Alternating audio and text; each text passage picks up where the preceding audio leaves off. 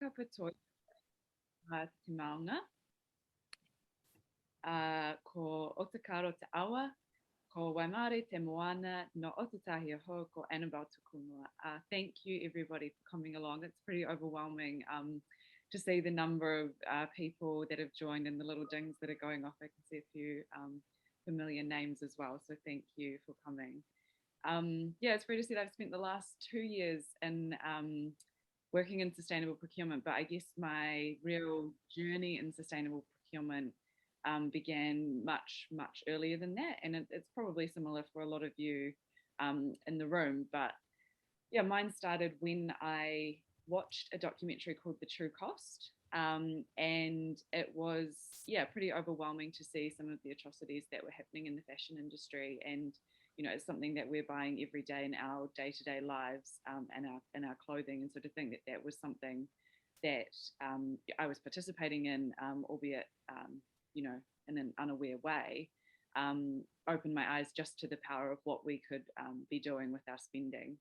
And my eyes were opened even further once I moved to local government, and I realised the billions of dollars that we were spending as a government within New Zealand, but globally as well. So that was the start of my real journey in how do we start to harness some of the bigger purchasing decisions and procurement decisions, and really start to shift the dial in terms of a green economy, equity and well-being in our communities, and really wanting to get things moving.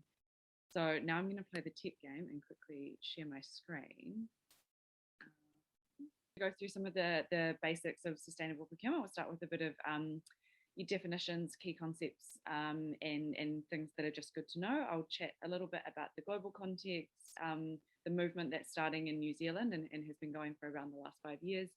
And then I'll go into a little bit of my experience at Auckland Transport and share what we've been doing and how we've approached sustainable procurement to date.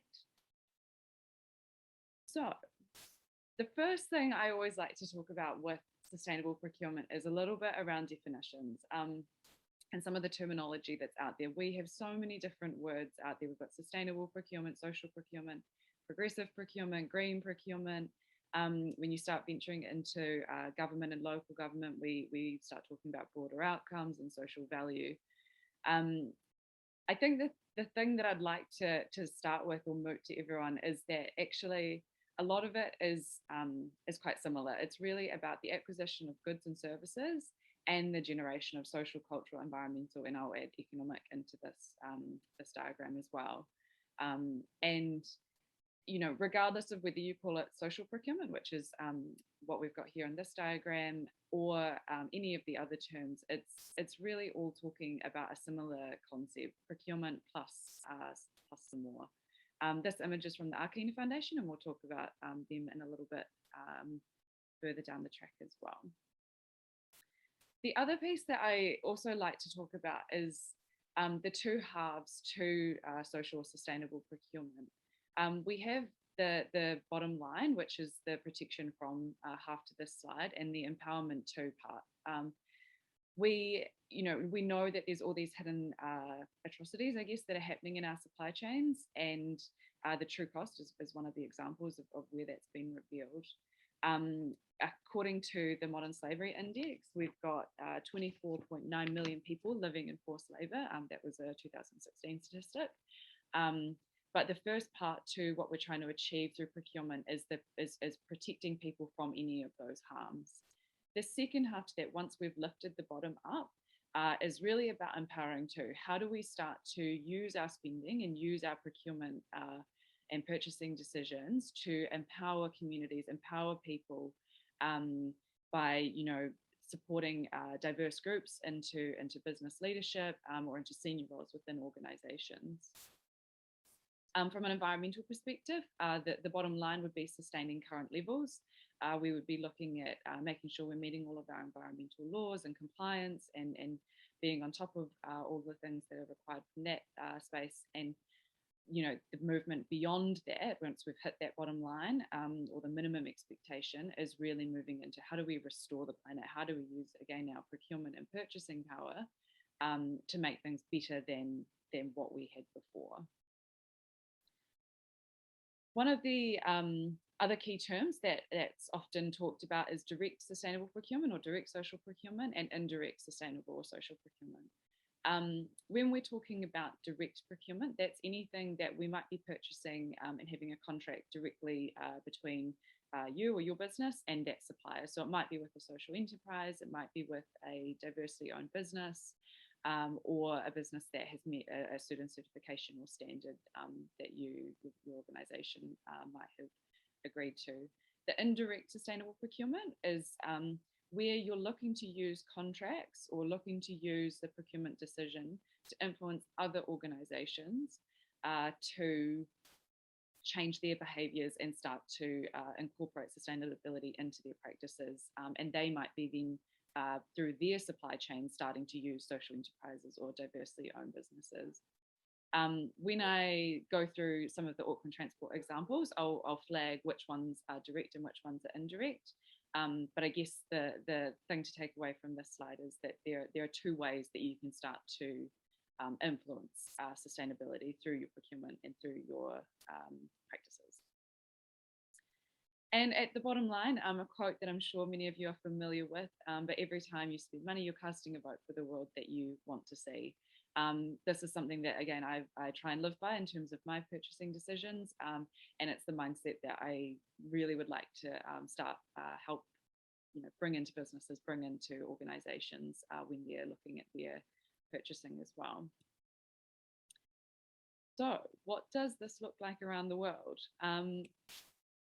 It's a really old movement, and that was one of the things I found the most surprising when I first joined Auckland Transport and started working in sustainable procurement. But a lot of what we're talking about actually was born out of the civil rights movement in the US.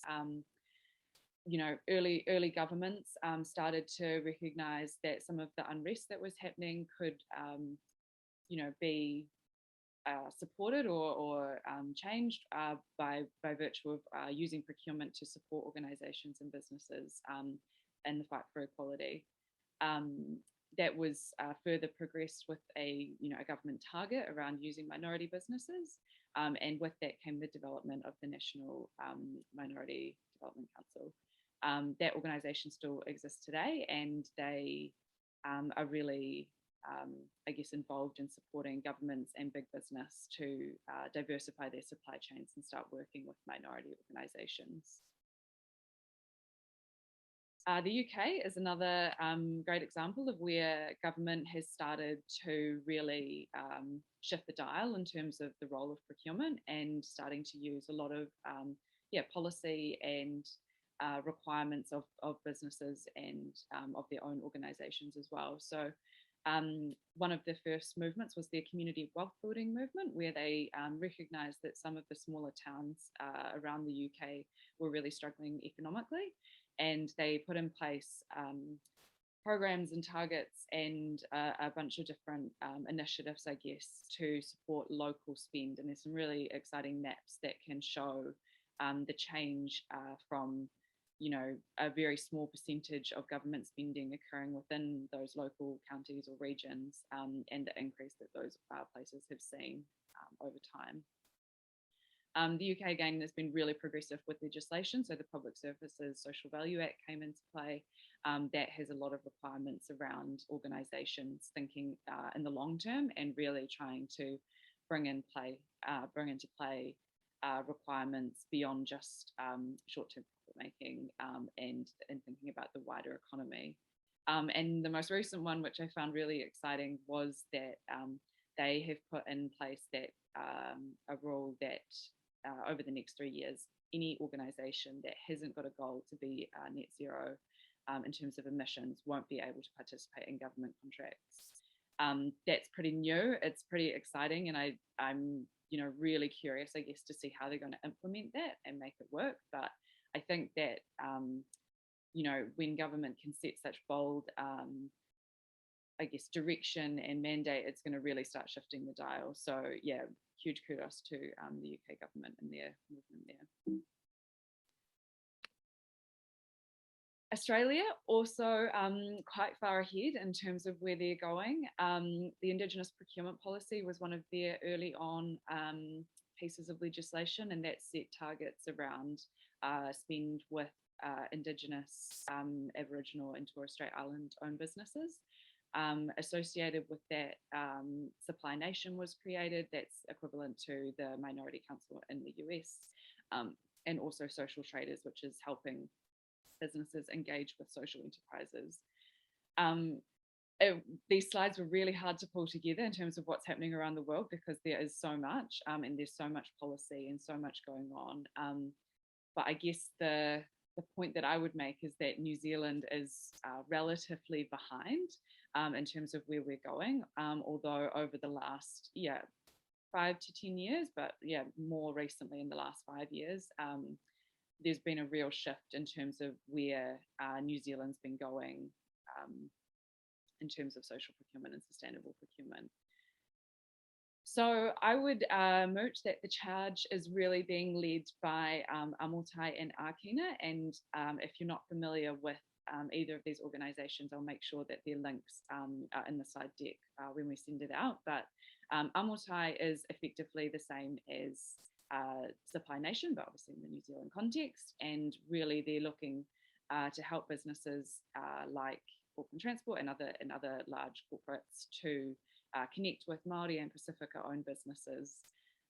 It was born out of the Southern Initiative and out of Auckland Council, and the, I guess, early days were that it was really trying to support South Auckland, which has a predominant population of Māori and Pacifica people, to improve inequities and create a thriving economy out in South Auckland.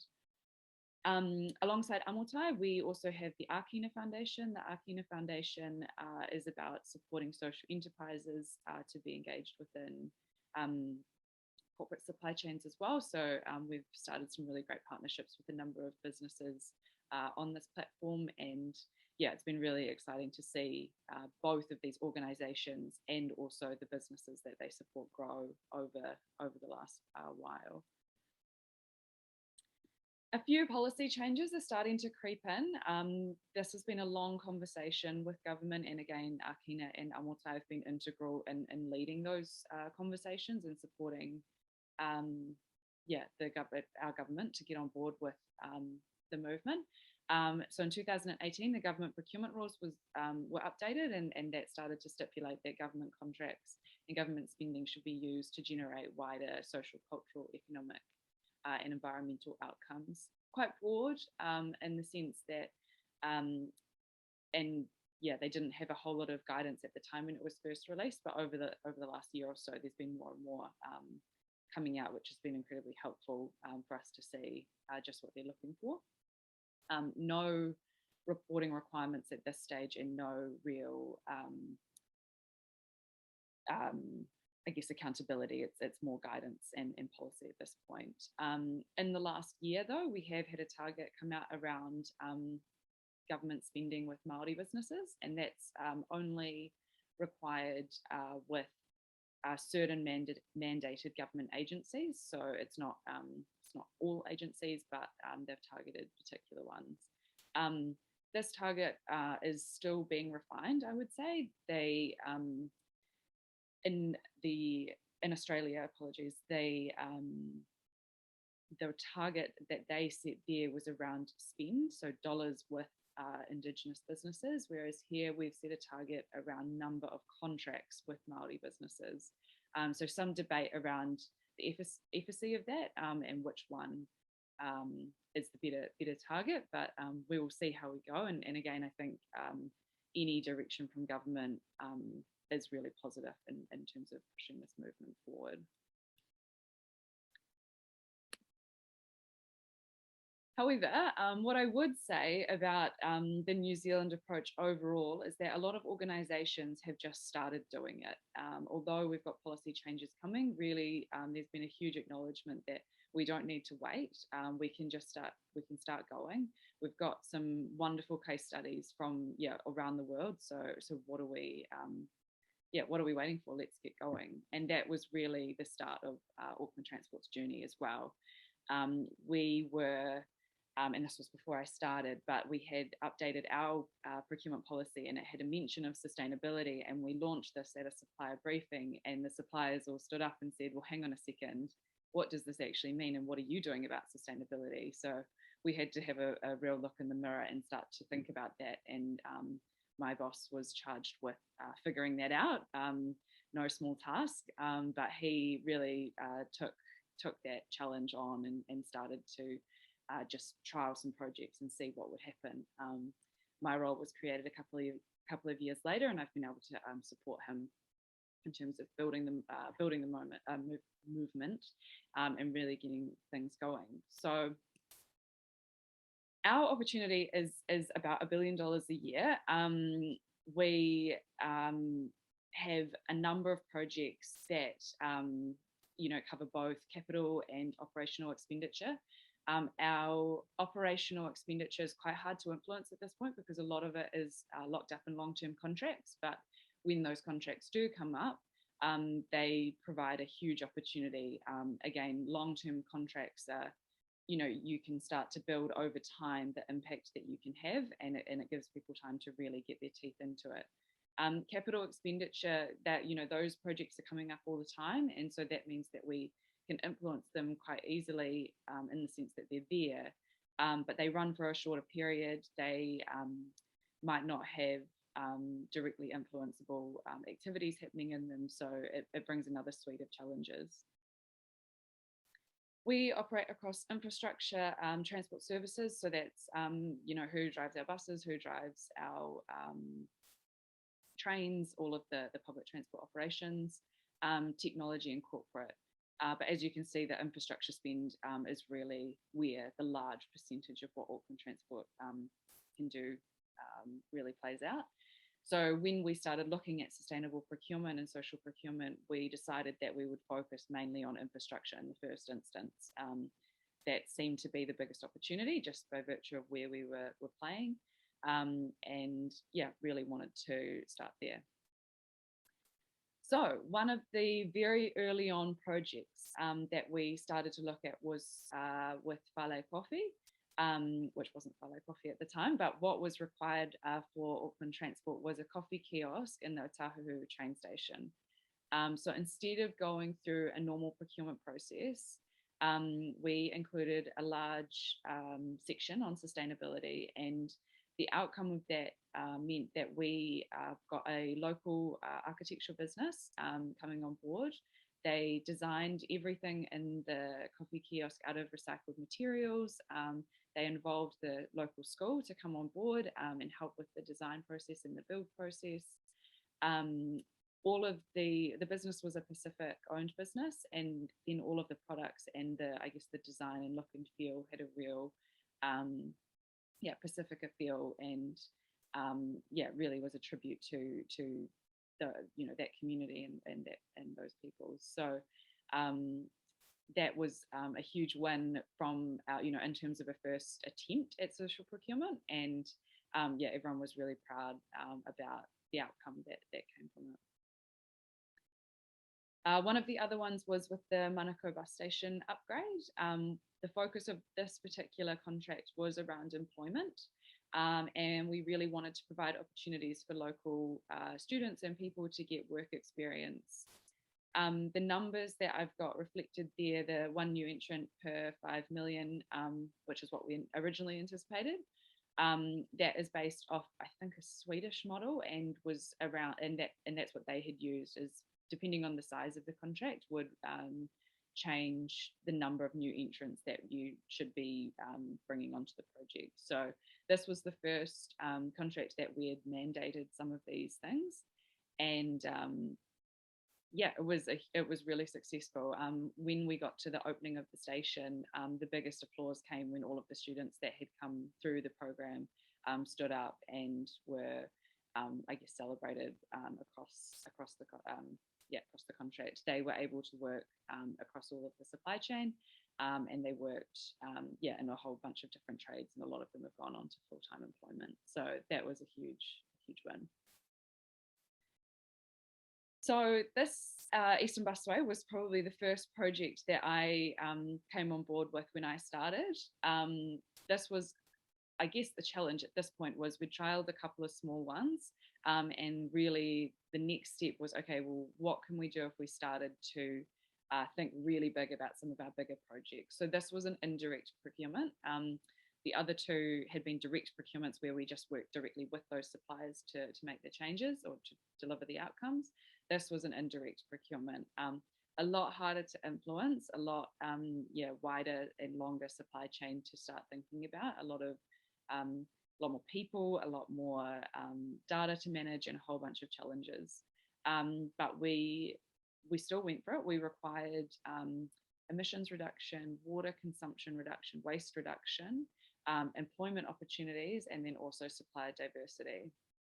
So I would say this was the first time that the contractor had probably experienced something of this size and scale as well. So everyone was in a bit of a learning pattern, and we've had a mixture of results across those outcomes, but probably the biggest one that we've had was around $1 million being spent with local Māori and Pacifica businesses. So that was definitely the big win from that project, and it really proved that there are the businesses out there that are capable of delivering these works. It just takes a little bit of thought and a little bit of effort to find them and work and partner effectively on the contract. This was another exciting one. This was a direct procurement, and in the Eastern Busway and in some of the other ones, we had invited a large portion of social enterprises or Māori and Pacifica businesses to compete in the tender process, but we'd also invited others from the wider market. In this particular contract, we decided that we'd only go to Amatai businesses. So we invited 10 to the tender. We got, I think, 5 responses, and a couple weren't conforming. So I guess that's the other side to this, is that any response that we get has to meet our requirements. It's not about a handout, it's a hand up, is the phrase that a lot of the businesses like to use. And so we had about 3 tenders that we could viably select from, and from that, Light Civil was the organisation that won the contract. They were a mana whenua business that was unanticipated, but a nice outcome as well. And they really enjoyed working on the marae, and the project was a huge success, and now it's set a lot of precedent for the rest of the organisation around doing this for future projects. Te Whāngai Trust, which some of you may be familiar with, is an organisation that support people coming through the justice system. They might have left the justice system, but are needing employment or pastoral care or things like that. And Te Whāngai fills a gap in that particular area where I guess a lot of people fall out of the system and maybe end up reoffending or what have you.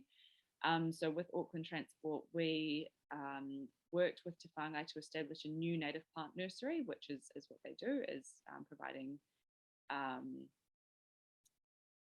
employment through their nurseries. And we established a new nursery that has a quite innovative commercial model, and they are now able to get people working on our sites, planting for in the road corridor, new projects and things like that, and it's providing employment for a number of people. And it's also meant that their business has expanded by our particular contract. All Heart New Zealand, we've got some really exciting stories with them. It started off with their redirection service and repurposing service with our corporate furniture. That had been going on for a number of years, and we were really pleased with the relationship, and so entered a memorandum of understanding with them around how could we start to work together further and I guess look into other areas of spend. So the next thing that we looked at was our uniforms. Our uniform supplier had a wide range of uniforms that we were no longer requiring out on site, and we were struggling to find things to do with, but no one wanted them to go to landfill. So we started working and partnering with All Heart New Zealand, our uniform supplier, and the Auckland Transport team, and we repurposed some of the shirts that were no longer needed into face masks, and they were given to our frontline staff, which was really exciting. And then a bunch of them, we were able to unpick the logos and repurpose those out into the community as well. So that was a great next step with that partnership. And then the final one was jumping into our cleaning services. So with Total Property Services, we went through they were our incumbent supplier, but we went through a full competitive tender again with them. And instead of just using the old contract, we put in place a number of sustainability requirements. They came back with the superior response in that front. It was weighted quite highly in the tender. And through that, we've now brought on board 2 additional social enterprises, so Dignity and also Will Enable, and we've got a bunch of other exciting things in the pipeline with them. So that's a lot of stories, a lot of information, but I'd definitely like to open the floor to questions if any are coming through. And again, it was a bit of a whirlwind, so I hope that was okay. That was great. So there's a couple of questions. Did people want to ask those? You can unmute yourself or I can read them out. I can see one hand up if someone wants I will start with the first question came from Laura Sendak at Department of Conservation. Process question, did you use a standard industry contract like NZS 3910? And where or how did you add the social procurement targets or KPIs, new entrants, employment outcomes, etc.? Yeah, really good question. Hi, Laura, nice to see you. We started with the 3910, that's the standard one that we use for sure, and we added the sustainability part into the scope of the whole work, so it became part of one of the appendices, I think appendix 2.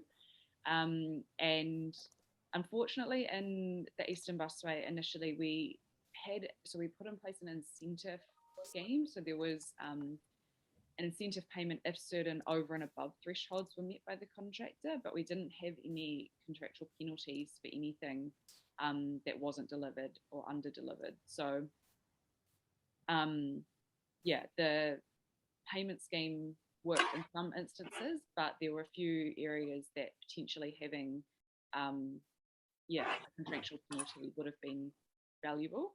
But at the same time, this was a new learning contract, so we don't want to be too harsh too early, I guess. Does that answer the question, or is there a follow on with that? I guess so. Laura, feel free to respond in the chat or put a hand up and we can unmute. I'll read out one more from Claire Steele. I've also got one lined up from Peter Higgs. So Claire's asked, what are your views on the ISCA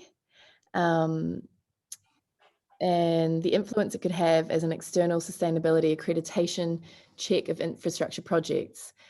She says, I'm particularly interested in how it could affect NZ supply chains and whether it may mean more sustainable materials, e.g. recycled concrete, might become more available.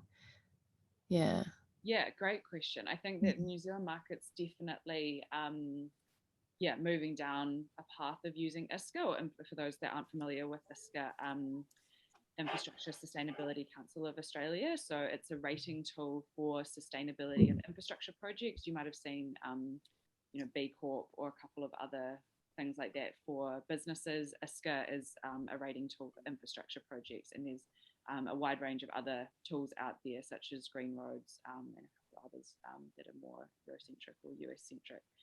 But the New Zealand market is definitely going down the path of using ISCA, which is awesome. There is a really cool updated section around procurement in the new version 2, don't hold me to that, I think it's version 2, manual around procurement. And from what I can see of that, it's a huge step up from the old version, and it's really, progressive in terms of what it's asking for, and is providing a really, what I think is quite a useful framework for procurement and social procurement that I'd recommend any projects to really dive into. I yeah, they provide a useful a useful framework. I would love to see more of a push around using more sustainable materials, recycled materials and things. I'm not a materials expert, but I do know that there's a bunch of challenges, I guess, in terms of, say, plastic roads and different environmental challenges that might be unintended consequences from that. So I think the challenge is, how do you balance the, I guess, research and understanding of those products and not launching into anything too quickly. But in terms of recycled concrete and recycled content, it would be great to see more of that starting to come through. And I think ISCA could play a really integral role, I guess, in pushing that forward. Thank you. Yeah, that's a great answer, and that's a really huge area that's exciting to explore. Peter Higgs, have you got a question? Yes, kia ora. Thanks, Annabel, for that presentation. Great stuff to see this happening. Have you got any advice, and this links into the first question about 3910 or the contract tendering process, because I think that's where our biggest challenge is. How do we break away from the traditional weighted attributes where we, 70% is on price, 30% is on attributes, and therefore sustainability is at 5% or something like that. So how do we actually elevate it so that the tendering evaluation process actually lifts sustainability up to a meaningful component? At the moment, if you do that, it'll always come out of price, or it's about experience and methodology, as opposed to what are some of the tricks that you know of that we can start moving that, particularly in the public works infrastructure? Yeah, it's a huge challenge and great question. The way that we've approached it is taking different appropriate projects and just trialing different methods, rather than scaring people by saying we're changing the whole process and we're going to do it all at once. We've picked one or two projects and tried to test things. I'm not sure if anyone on the call's done much work with Auckland Transport. We're quite notorious for using lowest price conforming, particularly in infrastructure projects. So it's been a huge mindset change that I've had to try and shift within AT, and it's definitely not there yet. But I would suggest picking one project that you can see a large opportunity in. So if, it might be a long-term project, or it might be one that's smaller than something else that you're working on. And then just saying, we're going to try a different approach here. One of the ways that we've done that is had how would I describe it without getting into too much procurement jargon, have a separate section for sustainability, which you can then price alongside your normal price consideration. So if someone offers, say, we're going to employ 10 people and we're going to do use a diverse business and we're going to use these recycled materials, figuring out a way to price that as and value that, I guess. And then and this is one that we're testing at the moment. It's quite hard because the value question is always challenging. How long is a piece of string? But if we value that, then we can subtract that off the tender offer, and then that will result ideally in a lower price being offered. That's one way that you could do it. Another way is trialing one that you weight, much higher in terms of sustainability. I think the highest I've got to with Auckland Transport is around 30%, but I know other organisations have had that up to 60-70% solely on sustainability, which is, that's pretty impressive, and that's really going to start shifting the dial. But again, I think instead of it being across all projects, picking a couple to trial and then showing people that actually doing this doesn't mean you're going to double or triple your price. And there are clever procurement methodologies that you can use that mean you're not going to risk, I guess, having a contract being awarded that is not affordable. There's a lot of that could go into this answer. Thanks for that, Annabel. Just a quick one on what I'm doing at the moment to get around that is the things like relevant experience and track records. I'm making those pass fail so that I actually get, therefore I can bring up the broader outcomes up to 30, 40, 50%, a bit like what you're saying. So Yeah, we're going to have to get some guidance around that. Yeah. Yeah, and there's lots of things that I think, especially in some of our more standard contracts, you know, depending on your organization, that, you know, you don't need to test some of the track record stuff because you've seen it 5 times in the last year. So that, yeah, that's an awesome way to do it. And I think the more that we can test some of these concepts and ideas and share those stories. So, I mean, that's part of it, is how can we start to share some of these lessons across the board, so others can test them and trial them as well.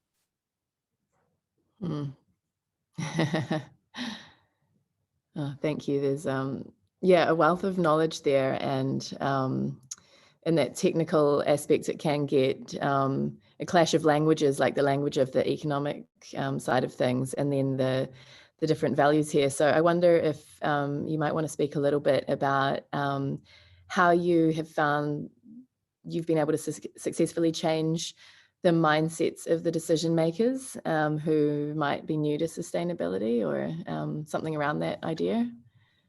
Yeah, that's an ongoing one. Yes, sorry, that's really broad. Yeah. Put you on the spot. And it's hard. Like, it's, you know, we were talking about it earlier, Freda. You know, it's hard enough as one person to change a habit, but we're asking an organization to collectively change their habits, and that's yeah, it's a choice, but it's a hard choice, and it's new and it's different. So for a lot of people, it's yeah, going to be a hard thing to do. One of the best things that I started doing was just, again, and it's what we were just talking about, was sharing some of the stories. And the more that people could see some of the things we were doing, the more they go, oh, that's really cool. Can I do that? How does this start to work in here? What if I did this? Would that work? And so the more communication and the more information that's out there, the more people are seeing what good looks like, the more I've had people coming to me and asking, can they get on board as well? So that's been really exciting. And I think that's probably been the biggest way that we've started to change mindsets within the organization. Yeah, we're about to launch our kind of education and training platform. So I'm curious to see how that starts to play as well, and whether people yeah, will get on board with things once they've been given some tools, I guess. But yeah, for now, the communication and engagement and getting people excited has been the biggest shift.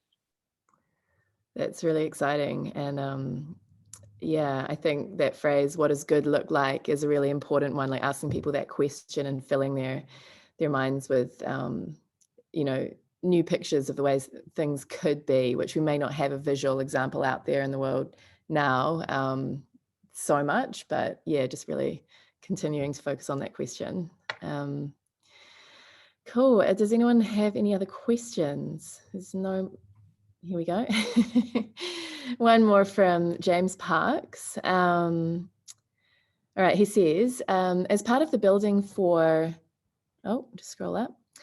As part of the Building for Climate Change program, there's a focused shift to improving performance through embodied energy reduction, as well as reduction in operation emissions.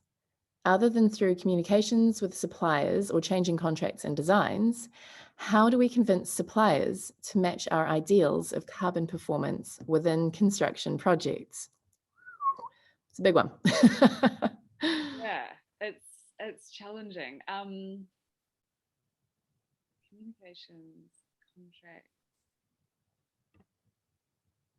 One way that I think would be quite useful is having more incentives for doing that, and contractual incentives are one way of doing that. But are there other, I guess, bigger things that we can do, and giving more profile to some of these things?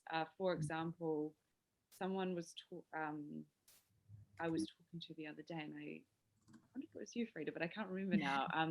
And we were talking about how overseas, a lot of the media conversation, you know, or anything to do with, say, disasters or whatever, it all refers back to climate change now, and just getting it front of mind for so many people in a really real way. So could we start to bring those stories, rather than it just being, oh, we've built this or this has changed, or that, we've delivered this thing, could we start to bring in some of those stories more, and the really tell the environmental or social story. I think obviously picking the right projects is really important, and doing the right things right from the get-go is really important as well. I do think, though, that procurement has one of the biggest roles to play, and it's totally undervalued and underutilized at the moment in terms of how we incentivize some of this performance. So I think, although we've started down this track, I think it's a long road, and I think we can do some much more creative things in that realm. Yeah, it really is voting with your dollar, isn't it? Here's another question. Benson Waghorn has asked about supplier diversity. Annabel, do you have any thoughts or experience using a mixed Māori and non-Māori business for invited tenders and the perception issues from both sides around fair treatment? Yeah, it's been an interesting one. I've actually, at Auckland Transport, we haven't had too much concern about that yet, which has been awesome. And a lot of our big contractors who I would have expected to have, I guess, challenged it the most, because theoretically that's where they would be, there's a perception that they might be losing business, have all been on board with it and really supportive. So in terms of direct experience with that, no. But in terms of the conversation, it's a question that comes up quite a lot. And the thing that I would probably, I guess, we have a huge skill shortage, and we have, just such a demand coming for infrastructure and new projects. So, it's this movement and mindset again around scarcity to abundance. There is so much out there, so much work available. And it's just, how do we share that around? And at the moment, if you're looking at the numbers, Māori and Pacifica businesses are totally underrepresented in that field. So it's actually generating competition, not stymieing competition. It's generating more experience and more ability for people to perform. It's great for the economy overall as more businesses step up. So yeah, those are all the conversations I'm having in that space. Wasn't a particularly clearly articulated answer, but I can see a nod, so that makes me pleased. No, I think that was a great answer. Yeah. I think what you say about scarcity versus abundance is really important, because change never stops. We never stop evolving as a society, and these big changes always have that fear response in us. When we put an end to slavery, people were like, the economy is going to crash, and it didn't. So I think that painting the pictures and telling the stories of the success stories, and then the air is cleaner over there, and it's a more pleasant space to be in. People were like, I want a bit of that, and the change kind of can ripple out. So yeah, really excellent stuff. No more questions. We've got some chat going on, people sharing ideas, which is awesome. If there aren't any more questions, I know we're nearly at 11. I suppose I should mention that on the IPWEA NZ website, I'll send an email to everyone with this. We do have a sustainable infrastructure page where we will sort of post links to things like this, and also we'll share Annabel's recording, and there is a sort of forum feature, so you're welcome to kind of connect with other people interested in this sort of thing on that webpage. So I'll send a link to that. And otherwise, we're really just keen to keep the courageous conversations going and share this amazing thought leadership. So Annabel, just again, a huge thank you from IPWEA. That's been so valuable, and I think given people a lot of new ideas, and maybe also that courage to advance conversations further in their organizations, and they know that they can reach out to you. So a few people have asked for your contact details, so send that out after this webinar. There they go. Brilliant. Yeah, well, thank you so much, and we will keep talking. Yeah, perfect. Thanks, Frida, and thanks everyone for chiming in. Yet more than happy to continue the conversation. Wonderful. Excellent.